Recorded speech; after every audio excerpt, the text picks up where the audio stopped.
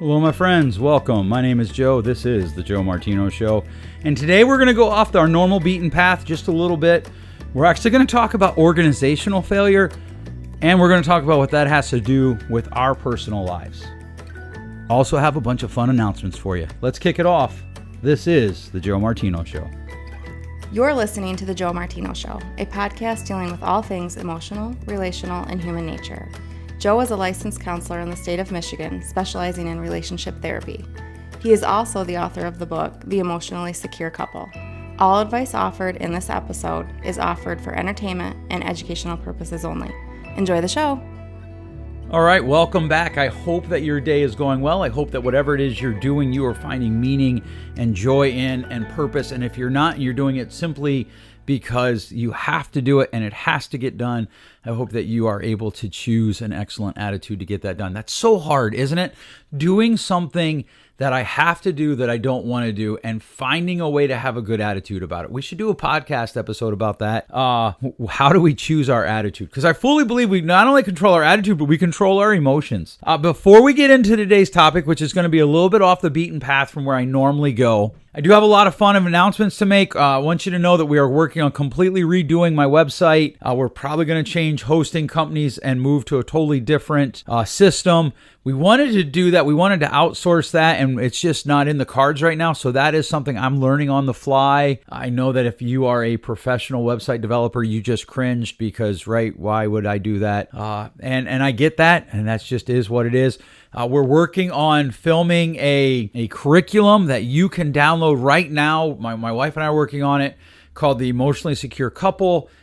From the book, right? How can you build emotional security in your relationship? We're working on a curriculum for how can you raise emotionally secure children? What are things that you can do with your children for emotionally secure children? We're working on a bunch of content creation. I started a men's group this fall. We're talking about what does it mean to live well as men in 2020, in the 2020s, right? Because we're going to be done with 2023 here soon. That group's closed. It does meet in person at my office in Lowell. If you're interested in the spring group, though, let me know. Reach out to me via email, Twitter, whatever. However you get a hold of me, reach out to me and let me know. I booked a men's conference in Nebraska where we're going to get away with a group of men for a few days, and we are going to talk about what does it mean to be a man today? How do we live this thing called masculinity? I hear so much about toxic masculinity, and on one side I have people being like, don't do any of this, don't do any of that, don't do any of this, don't do any of that. And on the other side I have people who are embracing a style of masculinity like, right? And it's this is for the guys in the middle. This is for the guys in the middle that they're like, okay, well, there's got to be more than those people over there who are like, don't do anything, don't talk about things that go pew pew. But for those guys over there, that just isn't who I am. I'm not necessarily criticizing them, but that's not who I am either. This conference is going to be for the guys in the middle. How do I live out my life? How do I love my life well and still be a little dangerous? I fully believe that the world needs dangerous men under control. And so we're going to talk about that at that conference. More of those are coming. I took 2023 off from speaking for a variety of reasons. I needed to have some time to get my mind right. I needed to have some time to refocus. To be honest with you, I needed some time to decide what is it that I still want to do. As I'm aging, I'm realizing more and more that everything goes by so quickly, especially with my kids. My youngest daughter just got accepted into college. She is a senior in high school. My son's 11, and it seems like I just blinked and my kids have grown. And so how do I maximize that time? What do I want to put my time into that's going to help the most people? And what am I wasting my time in on that maybe I find interesting, but other people don't? And so I've put everything on the table as far as what are we going to kill, as far as time consumption, what are we going to take off the plate, what do we need to leave on the plate, what do we need to add? And so we're going to be doing those things. I've actually started working on another book, 3 Mindsets That Men Live Out Of, and that's going to become a focus of mine as well. Okay, so those are the announcements. Now let's talk about what I want to talk about today, which is again a little bit off the beaten path. And some of you are going to probably be tempted to hit the off button or the skip button or play me on 5 times natural speed. So I sound like a chipmunk. Actually, I'll be honest with you. I listen to myself at 2 times speed because I listen to everything at 2 times speed. And I sound like a little bit of a chipmunk at 2 times speed. I'm going to ask you not to do that. Just hang in with me to the end. I think everybody that listens to this podcast is going to find some value in today's episode. This summer, I visited with an institution that's in trouble. To just be really blunt with you, they are in trouble. I visited with the leader of the institution. I am a stakeholder in this institution, and he's a new leader. He reached out to everybody that is stakeholders. Was like, hey, we're doing these kind of town hall meetings. I'd love to meet with you. We know there's a lot of questions in the community. Let's get together and talk. And I wrote back and said, hey, I can't make any of the times that you've offered, but I really do have questions. And so I went in and I told him, I said, hey, here's my concerns. And he was like, yeah, I agree. We've had those concerns and here's how we're addressing them. And I'm trying to be vague because I'm trying to protect the institution a little bit. But here's what happened 3 or 4 years ago, actually longer than that now, probably 6 or 7 years ago. The institution hired 2 people that gutted it. They literally hired the people that killed them. Now, I'm using that metaphorically, even though I use the word literally because no one died that I know of. But they brought in 2 people who didn't match the values of the institution. They brought in 2, quite frankly, very angry people. My organization, or my counseling network, had a wonderful working relationship with this institution, and we backed away from it. We literally said, we will no longer work with you until you solve some of these problems because we can't be a part of that. And what happened was they were chasing this special certification. They were chasing this thing that I'm not sure matters. And I think they got tunnel vision because I know in the interview process, they did a good job of bringing people in and being like, hey, let's talk about these 2 people that we're thinking about hiring. What do you think? And I know, for instance, I've talked to numerous people who are like, I don't even know why they hired them. I actually told them, if you hire them, here's going to be some problems. And they hired them because they were chasing this special certification. And this certification literally blew up the program because there was a person in place who was very good at his job, but isn't exactly very charismatic. He's not very, people tend to not follow him. And he tends to not chase the latest trend, which in the field that this company inhabits is very important or can be very important. And so these 2 new leaders came in and they just made wholesale changes that didn't fit the culture of the organization. Well, but Joe, the organizations have to change or they die. I don't disagree, but you have to change and still be true to who you are. And that's the part where I want to pivot from organizations to individuals, because what happened to the organization can happen to us as individuals. And I'm truly sad for the organization. I had plans to be a part of that organization for a long time. And I have stepped back, cautiously stepped back, not severed the relationship, not canceled or anything like that, but just like, hey, this leadership is going in a direction that I can't follow. I don't think it's wise. And now, it's an educational organization, and they produce people that I interact with. And we've gotten to the point where like the product isn't very good anymore. And I know when you start talking about humans as products, that can be a little sketchy and people can get a little upset. But the quality of what's coming to me from this organization is not what it used to be. And it literally goes back to the failure of the leadership that hired these 2 leaders. So I don't actually blame the 2 leaders. I don't. I know multiple people who, when they met them, they were like, they're not the people that should be leading this organization. In fact, one person said to me, I don't even think they're good people. I think that they're probably people who have experienced trauma and refuse to heal it. And so they're very dangerous in a leadership position in any organization. A person who has trauma that they refuse to heal is very dangerous. And that's 100% their responsibility. And as you lean into that, what started to happen was I would ask people when I would interview them, I'd be like, hey, who's your favorite professor? And they would be like, so-and-so. And I started to learn that's a red flag for me to hire them, because education is character transferal. It's 5%, the 3 R's or the X's and O's. The rest of it is character transferal. I had a prof in my undergraduate who used to say that. And these people that were like, oh, well, this prof is my favorite prof, they were really angry and they were almost all a little shady. In fact, they were all, I'm trying to stand here and talk and do math in my head, and I'm not very good at math. I'm comfortable saying that I think they were all a little shady. And these people were terrible leaders. They made changes that didn't fit the culture of the organization. They didn't fit the goals of the organization. It didn't fit the stated values of the organization. And it decimated the organization. But I don't blame those leaders because they were who they were. I actually think that the fault, and I don't usually like talking about fault. I've said this to clients numerous times. I've said it on here numerous times. I don't typically think in terms of whose fault is it. It's more about whose responsibility is it to fix it. We're going to get to that in a minute. But I blame the leadership that brought these people in and didn't listen to the stakeholders that they involved in the process, that said, no, I don't think that these are good fits for us. I don't think that these people are good for our culture. I don't think that these people's values match our values.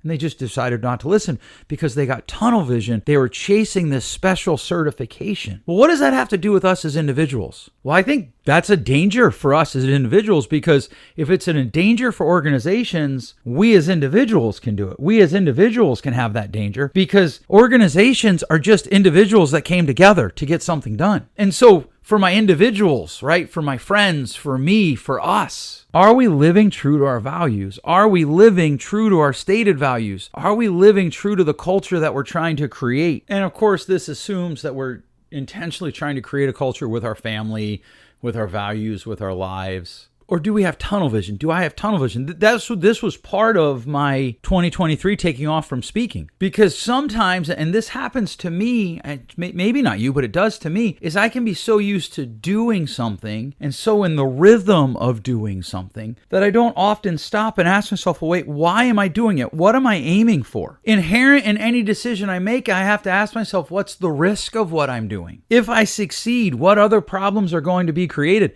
One of the things that I have said numerous times, and I keep threatening to do an episode on it, is every solution has its own problems. But I have a serious question for everybody. What's the culture you're trying to create? Who do you want your world to be like? What do you want your world to be like? Would probably be a better way to put that. What do you want your world to be like? What do you want your personal home to be like? What do you want your personal world to be like? Because here's the thing, the two leaders that hired them, and I'm sure it was probably a board, but the two people that were instrumental in it, I respect them. But when I say I criticize them, that's why I'm working hard not to say their name. People who know the organization are going to know who I'm talking about. But that's why I'm working hard not to say the organizational name. That's why I'm working hard not to say those people's names. But they're both gone. They brought in these two atomic bombs that went off, blew up the organization, blew up the institution, deteriorated the quality of what comes out of it. Both the people they hired are gone, left train wrecks behind them, left a train wreck. One of my favorite ways to put it is sometimes there's a train wreck met by a plane crash, met by the occasional pedestrian zipping in on a motorcycle, crashing his motorcycle or his car or his F-150 into the burning inferno. And they left that behind them. And the two leaders that came in, or the two leaders that brought them in, they're both gone, right? It's one of the advantages that institutional leaders have. They can screw up a situation. They can lead really well or okay or average and make one giant mistake and set fire to the whole thing. And then they can leave and let the burning rubble for someone else. And that's what these two leaders did. It's the one thing I'm trying to reconcile in my head with who I thought they were versus this action. And I get it. This episode's really raw. For those of you who probably know the institution I'm talking about, this is raw, but it's really raw for me. It's an institution that I love. Very, very, very instrumental in my life. But in our individual lives, we don't have the ability to just walk away from the fires we create. You don't. I see it all the time. I see people who try all the time. My daughter's homecoming was recently. And one of her friends showed up and was super unhappy. And I was like, hey, what was her problem? Oh, her parents are going through it. And they've set fire to the institution that is that family system. And they're both trying to exit as quickly as they can. So I see people trying it, but it rarely works. And so my question to you today is, what is the culture that you're trying to create with your life? What are the decisions you're making? What does tunnel vision look like for you? Tunnel vision for me could be, you know what? I'm a public speaker because that's what I do, but not if nobody wants to hear me. Or maybe people do want to hear me and just those people didn't want to hear me. Or maybe I am a public speaker, but the return on investment for that isn't enough. My wife and I talk about this pretty regularly. Why are we doing whatever it is that we're doing. What is it that we're hoping to accomplish? What is it that we're hoping we will get to? What are the risks associated with it? And so for you, whatever you're going to do today, why are you doing it? Whatever you did yesterday, why did you do it? Whatever it is you're chasing, why are you chasing it? And are you looking for the potential problems? I'm going to give you a real life illustration of my life. Two real life illustrations from my life where I did the same thing twice to varying degrees of consequences. When I was a kid, one time I was riding bike and I was over at a friend's house and they lived where I grew up out in Northeast PA. There are some sections of cities that are very hilly, and I was riding a bike and we were talking, and I wasn't looking in front of me. I was looking at my friend while I was riding a bike, and I rode my bike into the back of a parked car, flew up over the handlebars onto the trunk of the car, did no damage to the car. I might have scratched the bumper. I don't remember. The owner actually saw it and came out and was way more concerned about my health than his car. He's like, "Are you okay? Are you all right? Are you all right?" And I was like, "Yeah, I'm fine." I couldn't breathe. I hit my midsection. I was probably 10, 11. Hit my midsection on the handlebars, lost all my breath. Years later, I'm driving off college campus. There's a car in front of me. I'm looking down the road, not in front of me, because there was two cars. They were racing on the road in front of us. So we're coming to a road that we're going to turn onto. And these two cars on a 2-lane road go zipping by. They had to be doing 85, 90 miles an hour on a road where 35 is pushing it. Zoom! And I'm watching them and the car in front of me stop. And I rear-ended them. That did more damage. And the thing that I like about those illustrations, I did the same thing twice, but as the vehicles get bigger, as we age, the consequences typically get bigger as well. Bicycle did very little damage. My car did damage, a lot of damage to my car, some damage to his car. The cost was much more to the car accident. And here's what happened. I got tunnel vision. I looked only in one direction. I didn't look around me. I didn't notice my surroundings. What are you doing to look at your surroundings? What are you doing to look around you? And here's the other thing.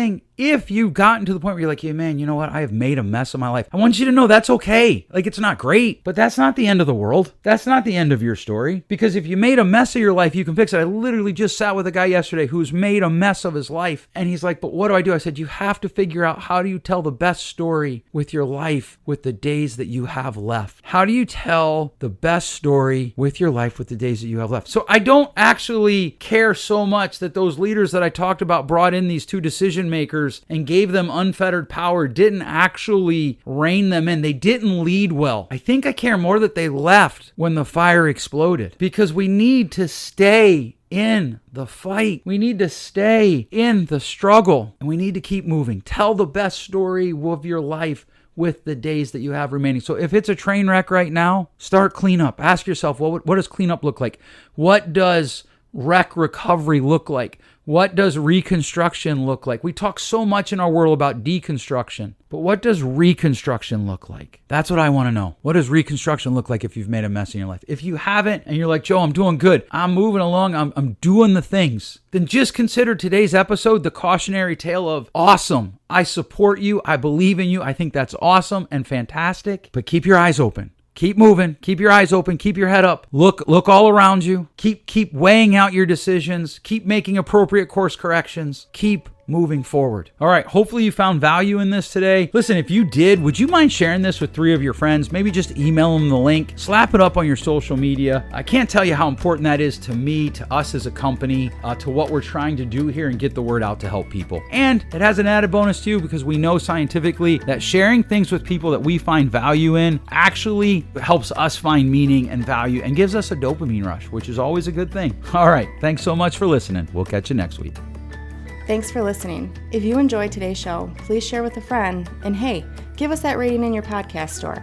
Until next time, change possible.